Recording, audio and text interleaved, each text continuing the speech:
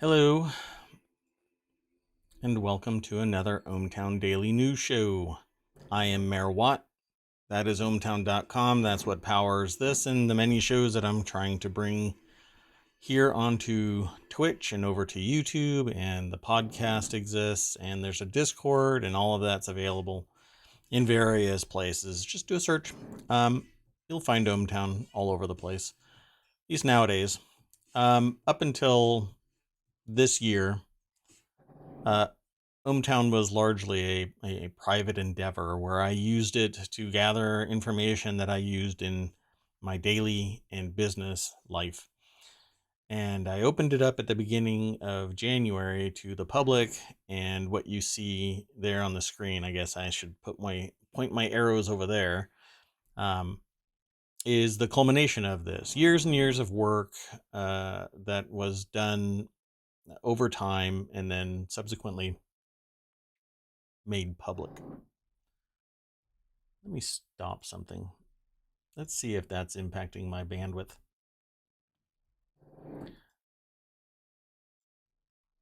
Okay, one second. Oh, and you might hear construction. I'm really sorry about that. There's not much I can do about it. I'm having work done here in ohmTown, and it may come across on the mic, although it's supposed to be filtered out automatically. Anyway, enough of my jibber jabber. ohmTown aggregates news 24 hours a day, 7 days a week, usually between Sunday and Monday. There's only about 10 new pages worth of content. Some of my sources, my news sources, kind of get suppressed. They just stop publishing over the Sunday to Monday time frame. And then for whatever reason, it picks back up. I guess Sunday is a slow news day. Everybody is hanging out, not breaking the rules, and not doing anything tremendous. I'm not quite sure. But apparently that's what happens. And you can actually see that in various data points where everything kind of gets chill over the weekend. People stop screwing up and people stop excelling. I'm not, again, like I said, I'm not really sure. But at any rate, my aggregator never stops. It's always going, and it's finding new and interesting things for me to talk about here. And it's aggregating it into these 6 categories that you see across the top. Now, if you're in the podcast, you're not seeing any of this, but you're hearing it. And so I'll tell you what the articles are, the categories that are aggregated into, and that's create, news, education, entertainment, social, and technology. Now, within those are about 50 what I'm referring to as channels, but it's locations in ohmTown, wherein you can become a citizen of ohmTown and then subscribe or become a fan of these niche areas where news is aggregated into. And eventually, each of these will be a show here on Twitch within the ohmTown moniker, the ohmTown umbrella, an umbrella corporation, if you will. Just kidding. That's a completely different place. And you don't want to go there because bad things happen in the umbrella corporation, like genetic modification and monsters and stuff like that. Anyway, these 50 shows are niche areas of interest that I have. Now, a lot of people have told me you want to do stuff that's popular. And a lot of people say, do what you like, but then again, you have this complex meshing of you have to do what other people like as well. But all of these areas are actually niche areas where there is a very large population of people, except that I can't do these shows, all of these shows, all myself. Because you're looking at like a standard process. If I were to do all of these, it would look like about 250 hours a week of prep and show. And well, you just can't do that, not as a human being. Robots, artificial intelligence, machine learning, things like that, they can do that. But like my aggregator, it's gathering intelligence all the time. But I need a co-host. So if somebody would like to do a show or co-host a show with me, please get in touch. It's really easy to get in touch with me. It's all over the place. I won't throw it into the screen. It just kind of makes things messy. But if you want to do a show with me, then just get in touch and I will put you up there, or you can be here and I will go up there. It really depends on who wants to be in the top bunk. And we can do a show together. Right now, alerts appear up there and down there, and I would really like to get that alert right there. That one, that right there at 100%, but it's at 88%. Again, I'm not running around hyping it up. I'm not going into other people's channels, and I'm not making deals with anybody, and I'm not advertising, and so I haven't gone viral. Although some of the things that I've said seems to have ignited some, because I don't say these things only on the stream. I say these out in the real world as well. Everybody says real world versus online. Anyway, maybe I'll end up on Reddit or something for having a live stream fail. Maybe I'll roll in here topless or something. I'm not sure. Do a hot tub stream. It'll have to be like a large but small hot tub to fit inside this window. I'm not quite sure the physics of this. If I fits, I sits. But let's get into today's news. This is the ohmTown Daily News Show for June 20th, 2022. It's episode 171. I'm actually gesturing quite a bit, but my hands are not on screen, so I guess I have to raise my hands up to right about, I don't know, here and gesticulate. But then it looks weird. And I was playing some games, and my camera, I realized that the focal length of my camera, if I leaned back a little bit, my head looks like a BB on top of a mountain of a body, and I'm not quite comfortable with that. So I'm going to have to sit a little straighter, and maybe from time to time do my show standing, since I have a sit-stand desk. If you're curious about all the information that we talk about, then feel free to throw out a question or two, and happy to talk about it. But I'll be throwing the news out.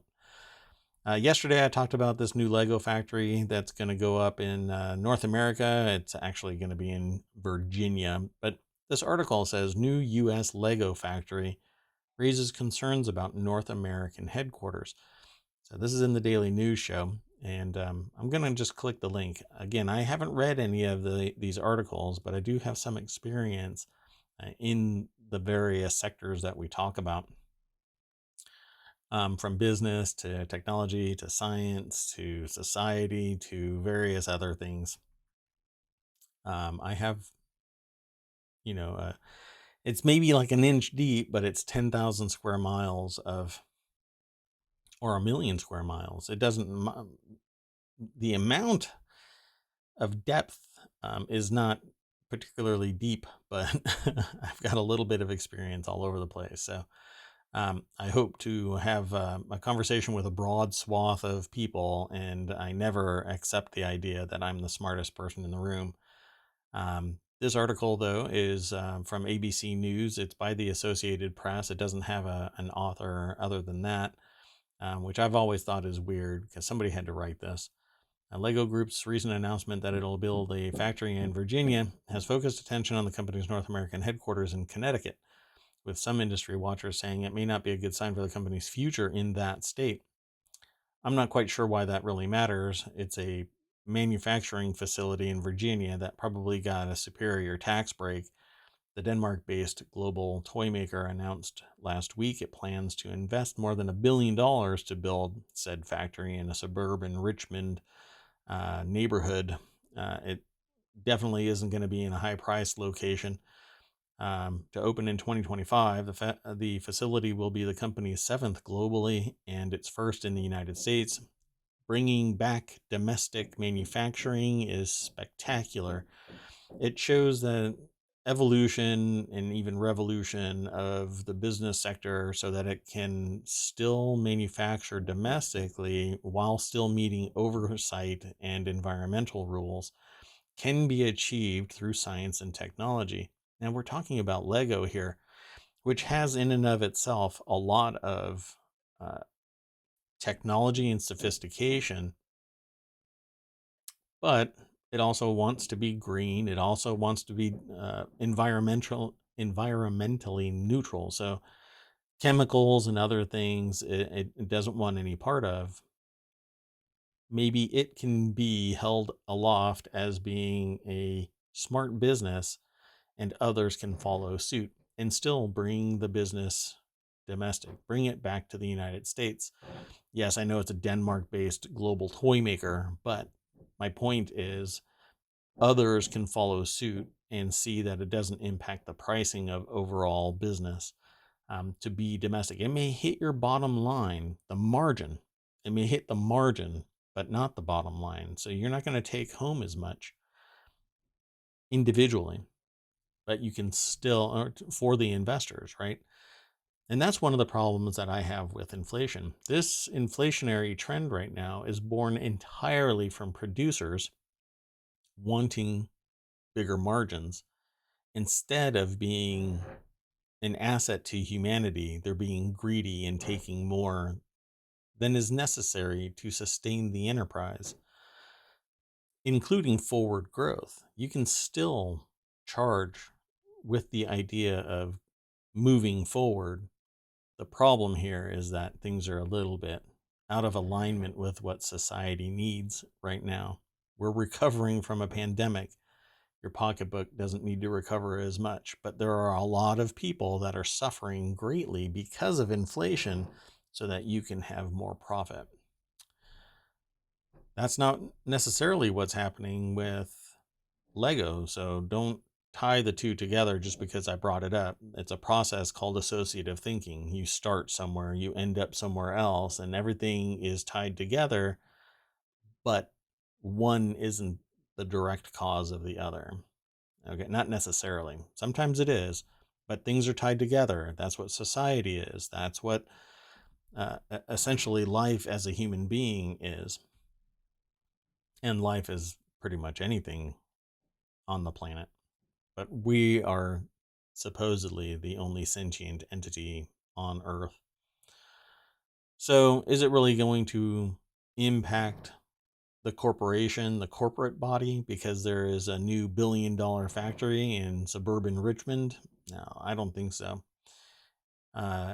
So it says it is commonplace for corporations to invest and expand in multiple states, and they do so for a wide variety of strategic reasons. Max Reese told the news outlet, Lego has been and continues to be a fantastic partner with our state, and we look forward to strengthening this relationship now and in the future.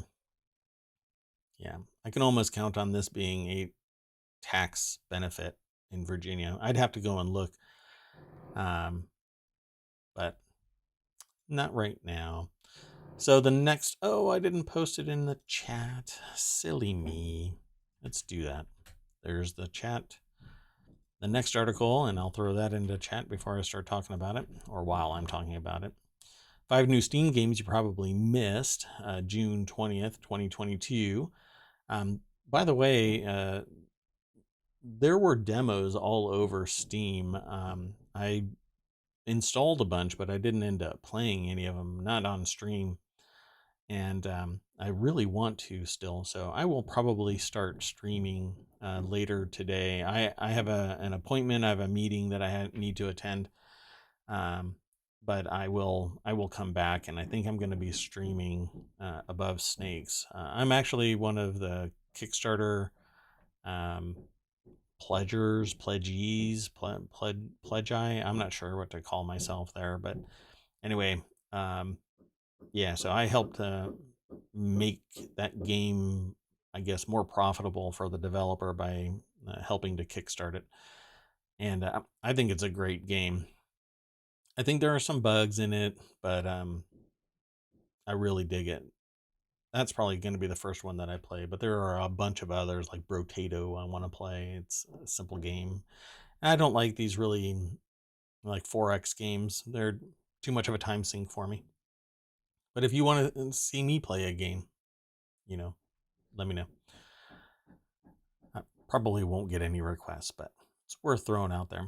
On an average day, about a dozen new games are released on Steam, and while we think that it's a good thing, it can be understandably hard to keep up. Potentially exciting gems are sure to be lost in the deluge. This is the author speaking, by the way, of new things to play. So it's always great to have somebody else out there. That's why I like doing news aggregation and talking about it, because you just don't know what you don't know. This article is over at PCGamer.com by Sean Prescott. And I don't know if it's read out or read out. Anyway, read out 2. I've actually seen some people play this. This is definitely not a game that somebody missed. This is definitely a well enough known game, but it's a racing game called Readout 2 or Readout 2. American Theft 80s. That's one that slipped by me. I do not know that one. Let me pause this video. Nightmare Frames. I have not seen that one, so I can. Not that I'm the only one that looks for things for everybody, but yeah, this is one I missed. Not sure about the game itself. Let's play it. I don't normally play the videos, but let's play it this time. I think I'll start doing that a little bit.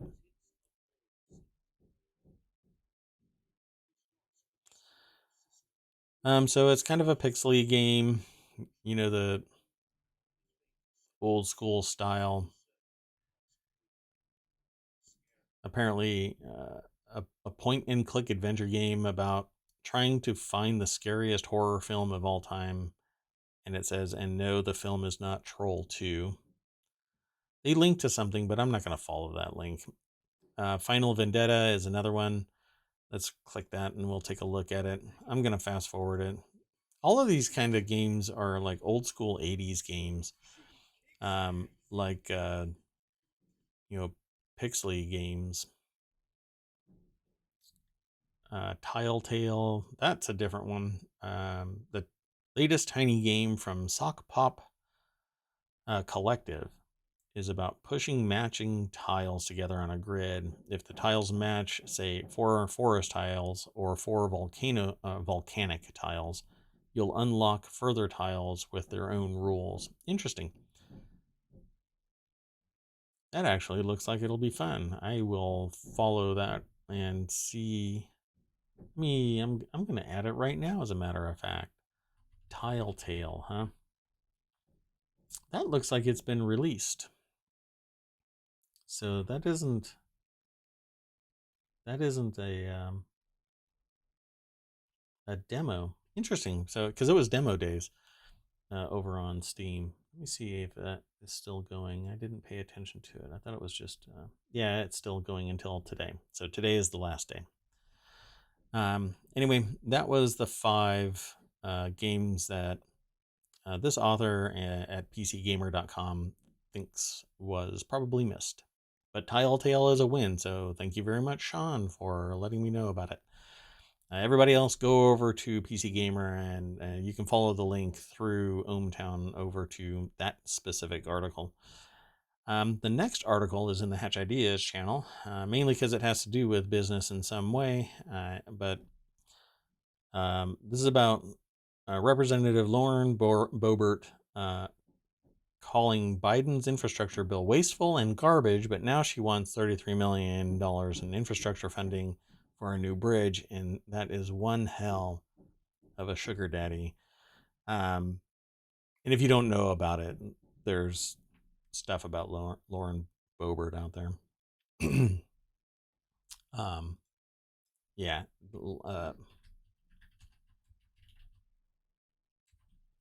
Hold on, let's see if I can. So apparently Lauren Boebert is starting legal action over these sugar daddy claims. Lauren Boebert says that she's suing over accusation that she was involved in, accusations that she was a paid escort on sugar daddy site.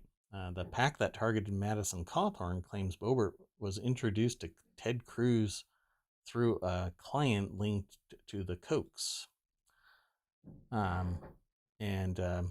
I guess, according to their investigation, Boebert was hired by let's not get into all of that.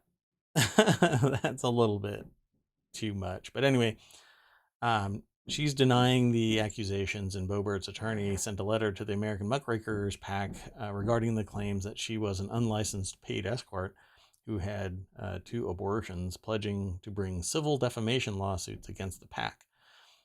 And they said that it was blatantly false and disgusting accusations, and not going to stand by and pretend this is normal behavior. Okay. So there you go. Meanwhile, Boebert sent a letter to the Transportation Secretary, Buttigieg. Sorry, I haven't had enough coffee today. Buttigieg. Supporting the South Bridge project in Glenwood Springs, Colorado. The project would provide access to evacuation routes as the city grapples with dangerous wildfires. Glenwood Springs Mayor Jonathan Goads told Insider he's happy to have Boebert's backing despite her lack of support for the infrastructure bill. Yes. So this comes down to my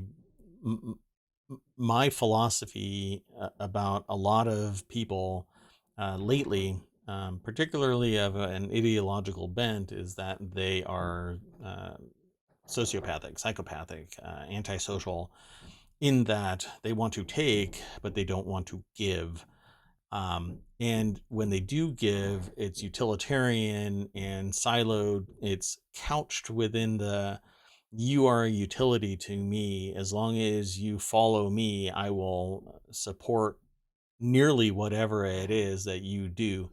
And that's kind of how I feel about this, because they're asking for $33.1 million in federal funding, yet denouncing the infrastructure bill, calling it wasteful and garbage, when there is no way to know if anybody has read this to form that opinion, or been simply told, hey, I want you to do this or that or whatever. Let's click this link, and it'll take us over to Business Insider, and the article was written by Isabella Zavaris, or Zavaris. I'm not quite sure how to pronounce that last name. Anyway, the project would provide access to evacuation routes. So I think that it would be great, right? But you can't take and not give. That's my argument about this. Why is it like this? And I've had conversations with people who have said, well, you can be against something and still want something. And yes, that's absolutely true. However, not everybody believes in the need for a new bridge, right? So why are you denouncing the entirety of an infrastructure bill while still trying to sap resources for your own particular needs, wants, at the cost of everybody else, and discounting everybody else in the process? Everybody, it's a rather selfish endeavor. And now I know you can't have everything, but you've got solutions, right? You don't need this bridge. You've had the do it some other way, solve the problem some other way, than spending $33 million on an infrastructure bill for yourself. Find some cheaper way. I'm sure you can limit the fires that are raging by doing things along the fire corridor. You just find other ways to solve that problem, right? Maybe that's what everybody should be saying right now. But that's not what everybody's saying. Let's go on to the next article. That's in the Hatch Ideas channel. Gaming giant NetEase plunges nearly 7% after it delays release of Diablo Immortal in China. China's gaming sector, which is only just emerging for a month-long freeze of approvals from regulators. I'm not really fond of the ecosystem. Let me continue on to this site here. So the delay is due to the development team making some adjustments, including support for a wider range of devices and network And performance optimizations, yeah, right. According to a statement, Diablo Immortal, a mobile and PC game, was co-developed by NetEase and Activision Blizzard, the company Microsoft plans to buy. Yeah, my problem is data is being parsed. You can almost count on it. And I am not a big fan of it. I'm also not a fan of Diablo Immortal's microtransaction processes, where there was another streamer that posted their process of trying to get one of the purples, for lack of a better understanding of everything that went down. And you need these to excel in the game. It costs the person 25,000 US dollars to get one. And so, regardless of the game, maybe you can enjoy it, but just understand that it is a means to tap you for money. And if it's a free to play game, then you're using resources. Literally nothing is for free. Something costs time or money, and in that vein, understand that that is the objective, is to tap your wallet for money. But $25,000 for one purple is rather outrageous. Maybe it was really poor random number generation, or RNG, random number god performance, but stay aware of it. And that streamer, I can't remember their name, streamed it so that you didn't have to. And now you can basically say, well, I don't have $25,000, and they spent 25,000 US dollars in New Zealand dollars, which looks a lot more. So, but NetEase and Blizzard's move comes at a sensitive time for the Chinese game industry, which only just emerged from month-long freeze. So we'll see what happens, but they delayed it and took a hit, and it's all because the culture is controlled by an organizational body, so that you can't push too much away from the internal siloed cultural ideal. Yet, again, like the Bobert idea, money and data and all of this other stuff is being aggregated by the government, and some people are benefiting because of their connections, and alliance or alignment with that ideology. And so very, very few in the totality of the culture are benefiting from other other cultures. At any rate, this article is over at cnbc.com by Arjun Karpal. And I really don't like insular anything. I don't like cliques. I don't like silos. I don't like things happening in the shadows. I don't like, I think it's rather abusive. But it's going to take the people of that society to, flip the table and change things. And as I've said in other places, one person's hero is another person's terrorist. One person's freedom fighter is another person's terrorist. It really depends on what side of the fence you're on. So this is an article, again, over by CNBC, and it's written by Arjun Karpal. Let's go on to the next article. I have quite a few, and I actually need to get done by 12. I may have to cut today's stream short because I'm soapboxing so much. Introducing Elka Watches, a new brand of vintage-inspired watches launching on Kickstarter. This is in the channel Band to Bezel. Click the link, and it'll take me over to Monochrome, which is monochrome-watches.com. I wish that they would have gotten just Monochrome, but that didn't work out. The dash watches kind of throws things off for me. Anyway, this is a Kickstarter. The article was written by Bryce Gouliard. They have a date window. I don't like the date window.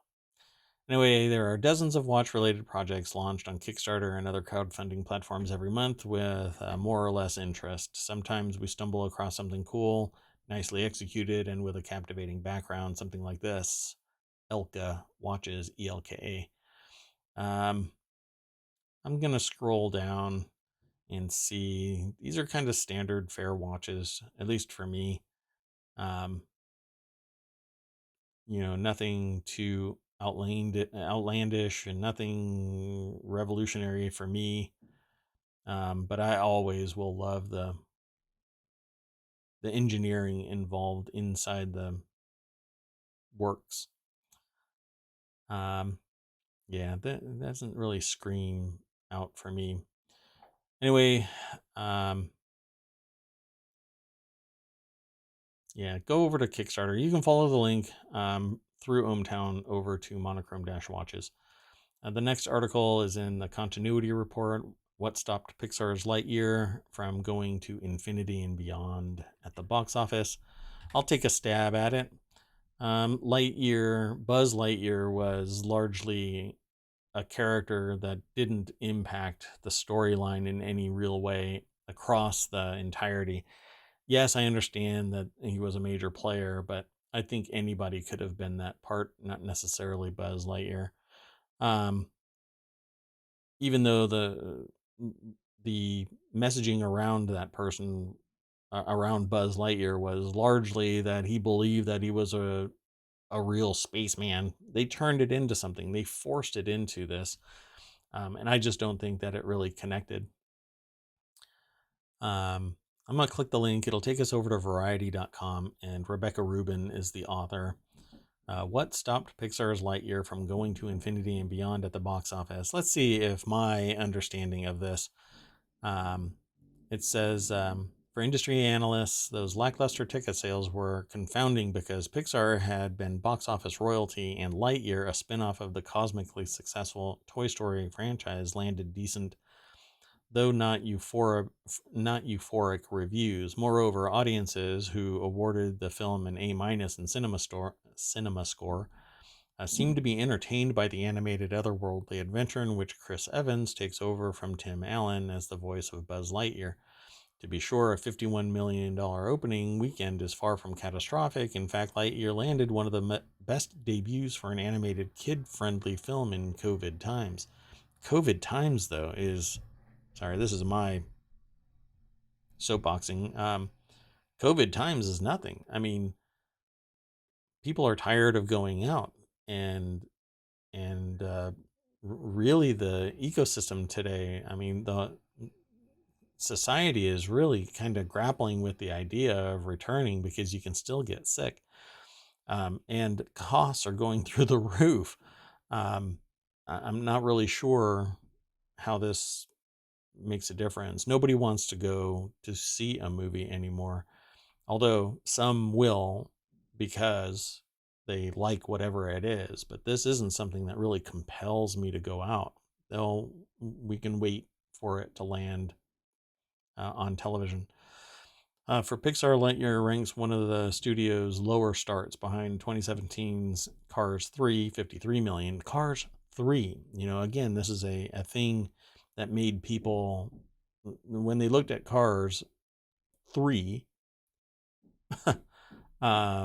everybody said it's a money grab. So Lightyear, so what prevented Lightyear from going to infinity and beyond at the box office? The author here says, or actually David A. Gross says, Lightyear is running into limitations of the spin-off form. This is still elite business. It's just no longer defying gravity.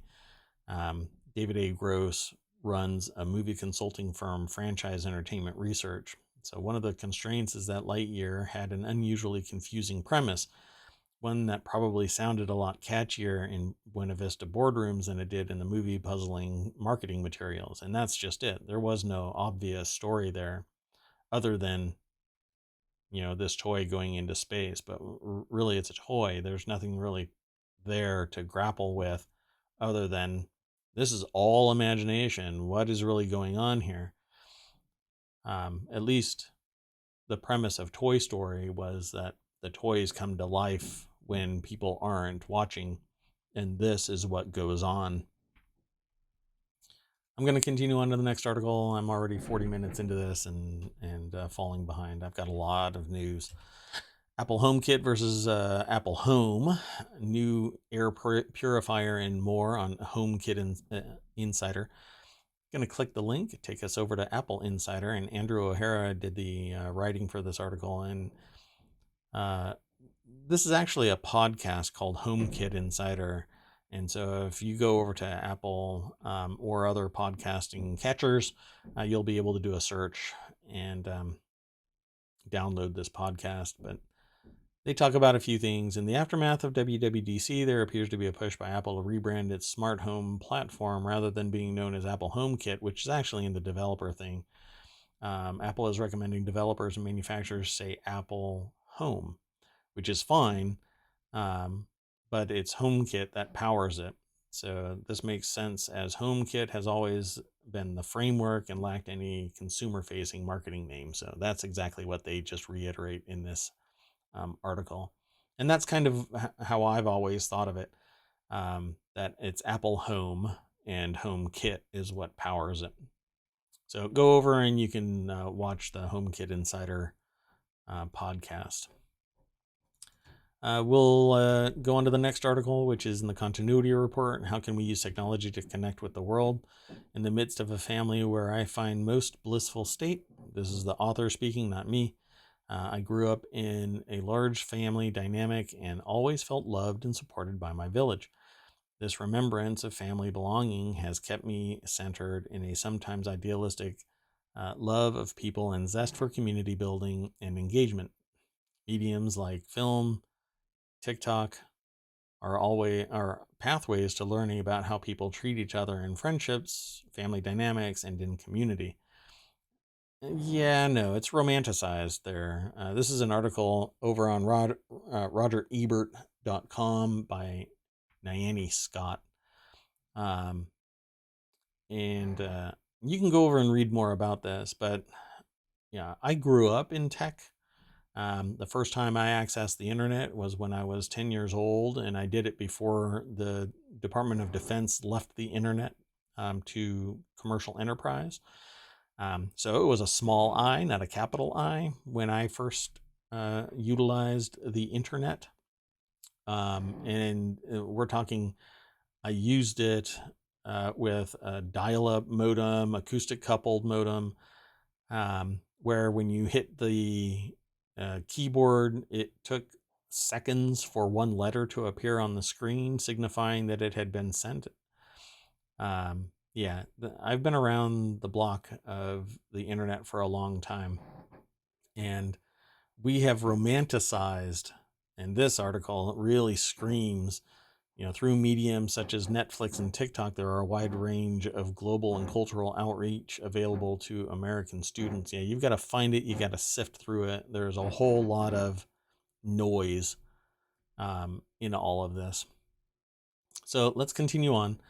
I will continue to post the links in chat and in the show notes later over on YouTube and the podcast, but I'm going to have to keep hustling here. I'm very far behind, and I've got somebody showing up, and I have to leave. The next article is in the Hedge Ideas channel. The U.S. economy will grind to a halt in the second half of 2023, and the following year won't be much better, Bank of America says, as it slashed its growth forecast. This is of everybody's making. Not everybody, but this is of the producers making. So if the producers would back the hell off of raising prices and kind of eat the dog food that they've created, guess what would happen?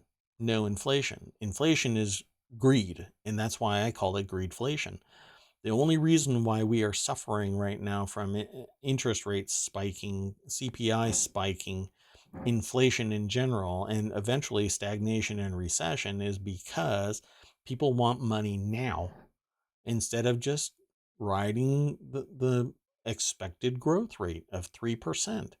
Just sit there and do that. But what happens is people want multiples, and then something has to happen to recover it in time. Otherwise, everything collapses, and you have to cause it to collapse, and then you can get in at the ground floor. But it's always producers, it's always people with means to suffer through this without being much bothered. But all of the people below, all of the people that don't have great wealth, usually because of their family wealth, allowing the people with wealth to build more wealth on nothing but money. This is the same thing as monarchy. This is the same thing as kings. This is the same thing as the the landowners in various places. Because of their hegemony, they have the ability to exploit it to their end instead of to society's gain. And it's all us fighting on the ground while they're eating filet mignon on the table. All conflicts are born by the poor more than the rich. And only once all of the poor rise up and say no more of this crap does change come to the ultra rich.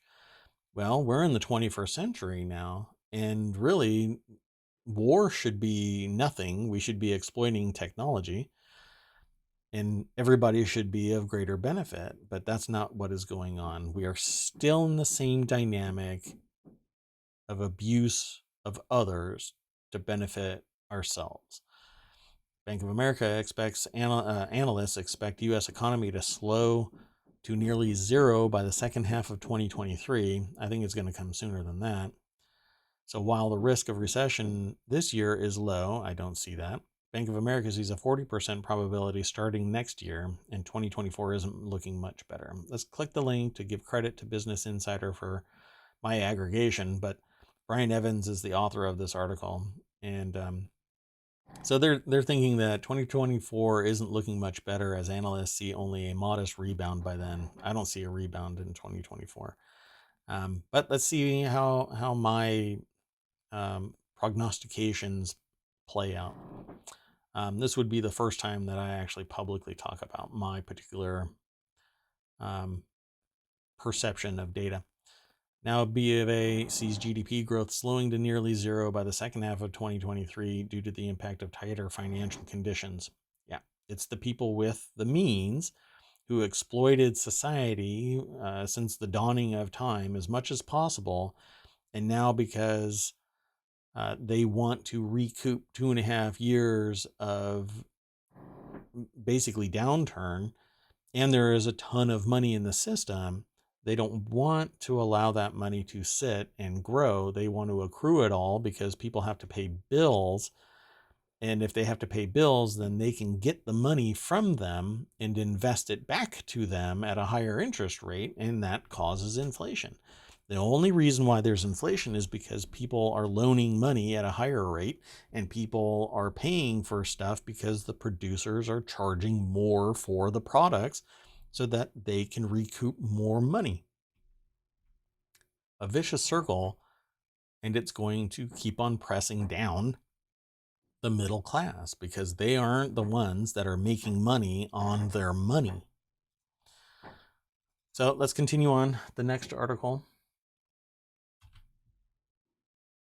Pardon me 1 second. Yeah, I'm going to leave all of this in. I'm multitasking now. Okay, I'm sorry about that. So this person visited Pizza Hut in the metaverse and found a fundamental misunderstanding of what customers want. So let's click this link and just go straight over to Business Insider. Mary Meisenzahl is the author of this article. The pizza chain gave visitors the chance to win free pizza in the digital world. They tried it for themselves, and they don't think fast food and the metaverse mix.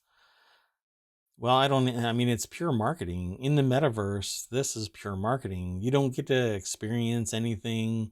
It's virtual environment, so it doesn't have real physics impacting you. There is no physical suit. This isn't Ready Player One. You know, They visited other fast food chains in the metaverse, including Chipotle's Roblox Burrito Builder earlier this year. It's all marketing crap. Um, the real experience is in the real world, but you can experience certain things in the virtual world and get information. But building a burrito is just dense. Uh, Unless you're learning something because you want to start making burritos for Chipotle, it makes no sense. I mean, it's a good learning environment, it's a good social environment, it's a good entertainment vehicle. But who really wants to go to Chipotle in a virtual environment and make a burrito? I don't know, man.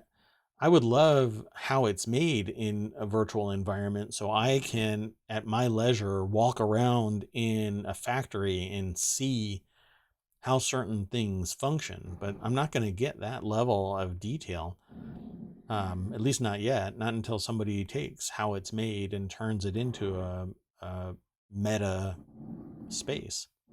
A metaverse, a virtual. I'm not going to ever say meta or metaverse space, a virtual space, a virtual environment.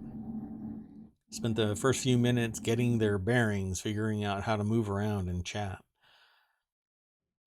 It's all just clunky and goofy. I don't get it. Anyway, I mean, I get it. Believe me, I've been doing VR for decades. I did fundamental research in VR in terms of phobia and phobia treatment and learning and pain management. But this metaverse thing is just hype garbage. The next article is it would be great for shopping, going and looking at something, but it isn't even real world physics. So it's not like you can actually see yourself, your physics, your interaction, and interact with something uh, in a way that it is real world impacting. It's all a perception that it might come close. Anyway, the next article is in the Mobile Channel. Russia becomes China's biggest crude oil supplier, and they have the same drive and motivation.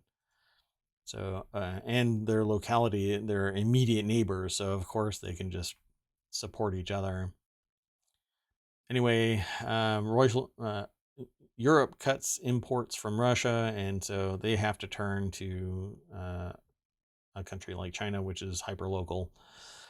China imported 8.4 million metric tons of crude oil from Russia. And unless the rest of the world just starts denouncing China as well as Russia, this dynamic is going to persist. And there's a lot of money in China. So I'm sure they're giving them a hell of a deal.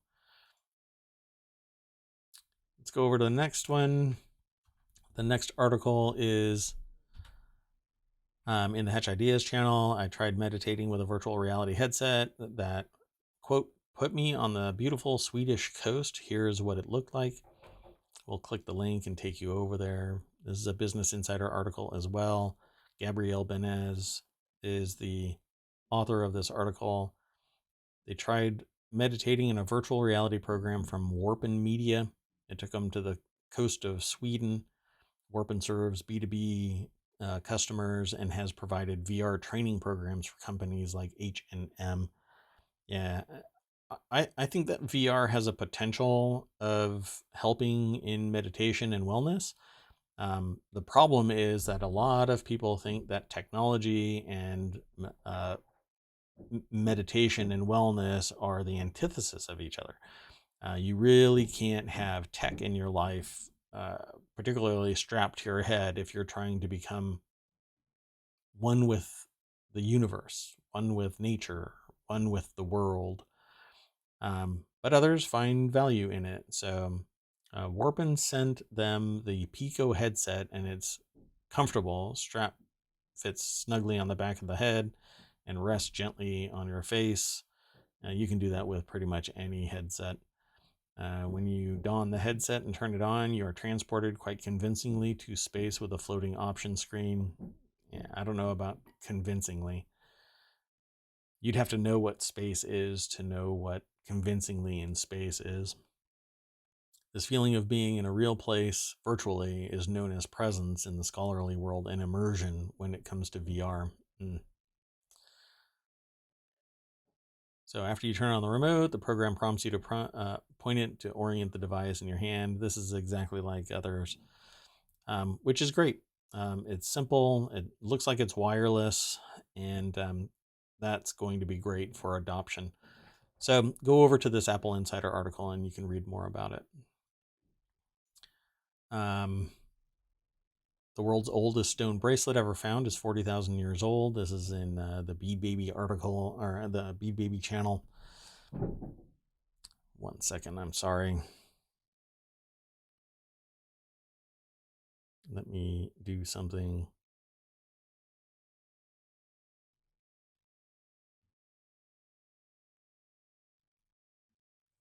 Sorry, just need to make sure that I am available for something. Okay. Let's click the link and it'll take us over to Beating Gem. Beatinggem.com is actually a person. Pardon me. And so they're writing about how this is the world's oldest stone bracelet ever found is 40,000 years old. And there it is. Pretty interesting. So we were making stuff for 40, 50,000 years ago, I'd say. But for whatever reason, we always say that society basically existed 5,000 years ago. I think that we've existed a lot longer. We just, things decompose and things have been washed away, and most of our land has been kind of tumultuous. It's been changed, and we haven't found our history enough. And humans, definitely, we've broken down into basically from whence we came, the dirt, the soil. Anyway, let's continue on. You can follow that article by going through ohmTown. Here, I'll throw the link into the chat. There you go. Let's continue on. I've got 4 more articles, including this one here. Shipwreck of World War II barge that sank in 1943 has reemerged, and that's because of climate change, folks. Italy's Po River, the country's largest, hasn't seen rain in more than 110 days, and the drought threatens Italy's drinking water supply, irrigation for farming, hydroelectric power plants. We have the same thing going on in the United States. This is a global catastrophe in the making, folks.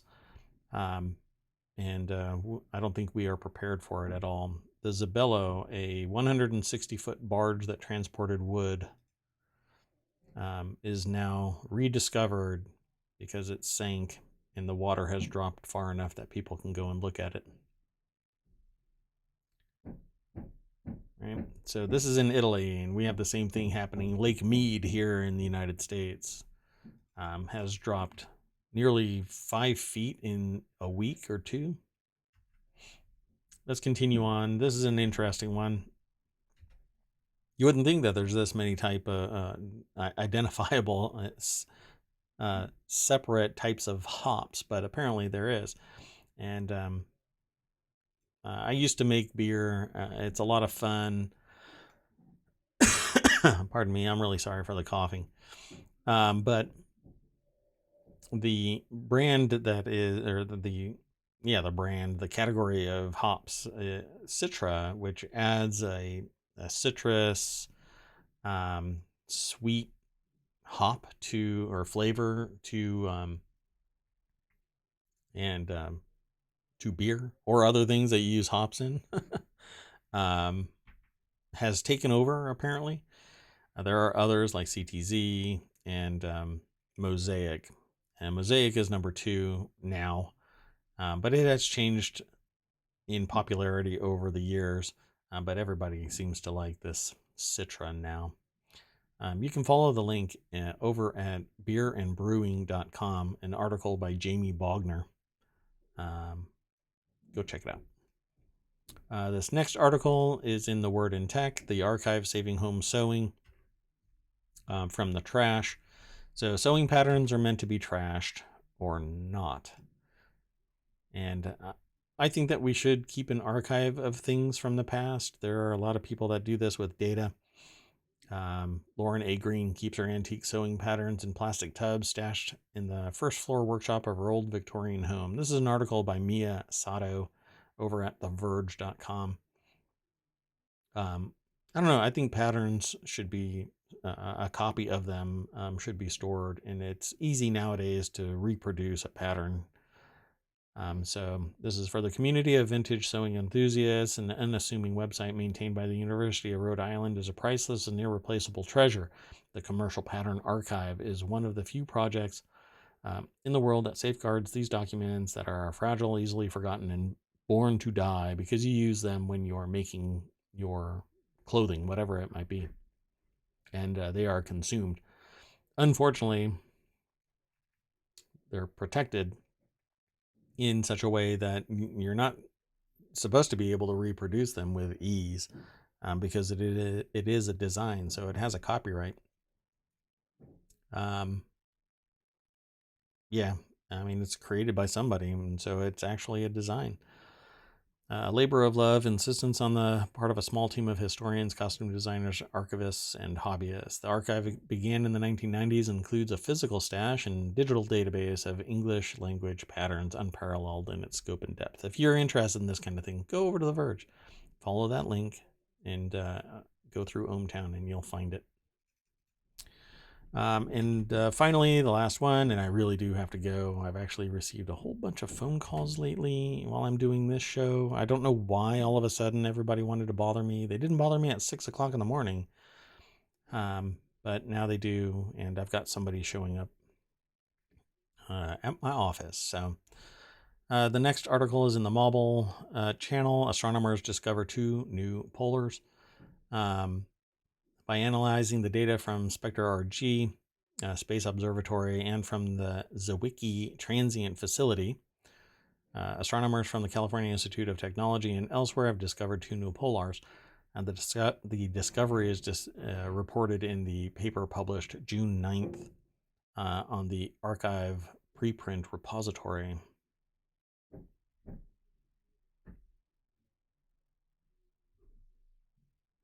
One second, I'm sorry.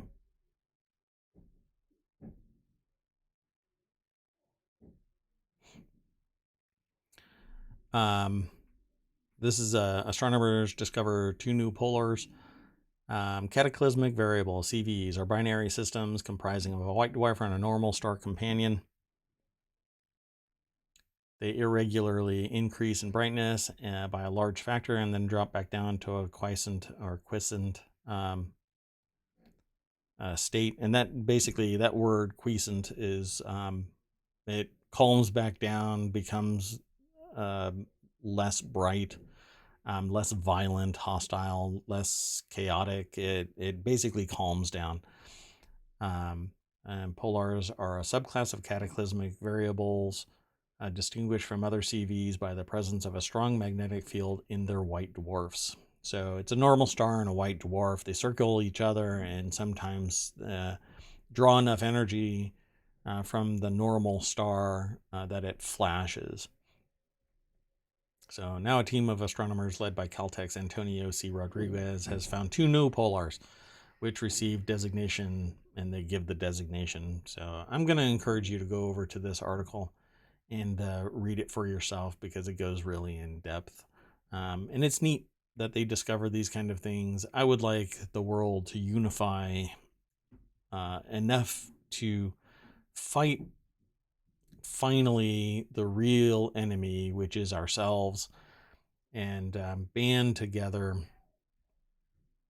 to get us off this planet, find additional resources and bring them back to Earth and make Earth a better place instead of fighting over little slices of land so that we can get to X, Y, or Z. Quit looking at each other as if it's them versus us. Quit thinking in the tribal mindset that everybody else is the enemy. Quit forcing a particular ideal that is a niche and cannot be verified in any way, shape, or form as existing in the real world. Yet that's exactly what we do. And willful ignorance and eschewing technology and even education is the antithesis of being part of society. If you want to be, well, let's have a discussion. I encourage you to come to ohmTown and have a conversation. But again, keep in mind, vitriol will get you nowhere. And if that's what you want, don't bother coming. With that in mind, I'm going to refresh the front page of ohmTown and let you know again that it always is updating and you can come and hang out anytime you want. In the meantime, I'm going to get out of here. It's the last article for the day.